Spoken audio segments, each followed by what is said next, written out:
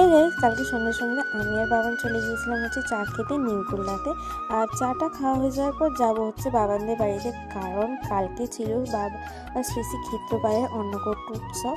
তো ওখান থেকে চাটা খাওয়া হয়ে যাওয়ার পর চলে গিয়েছিলাম বাবানদের বাড়ি। বাবানদের বাড়িতে জাস্ট বাইকটা রাখতে ঢুকেছিলাম, ঠিক আছে, যেই পরিমাণে জলঝড় শুরু হয়েছে, পুরো আমি বাবান, বাপি, ভাইয়ের বউ, দাদা, ভাইপো সবাই আটকে গিয়েছিলাম, কেউই আর যেতে পারিনি।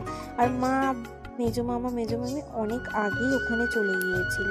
তো লাস্টে জ্বর থামতে থামতে প্রায় 10টা সাড়ে 10টা বেজে গিয়েছিল। তখন আমি আর বাবান, বাপি, ভাই সবাই যাচ্ছিলাম হচ্ছে মাকে আনতে।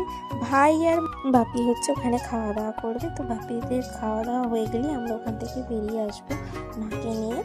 তো দেখো, জলটা থামার পর যে কী লেভেলে ভিড় হয়েছে সত্যি বলার মতো নয়। হ্যাঁ, স্বাভাবিক ভিড় হওয়ারই কথা, কারণ বছরে একটা দিন সবাই এনজয় করতে চায়। তো দেখতে দেখতে মায়ের কাছেও চলে এলাম। মা এখানে সবাইকে হাই করছে। তো দেখো, তোমাদেরকে চারপাশে দেখাচ্ছি জল হওয়ার পর কী অবস্থাটাই না হয়েছে চারদিকটা।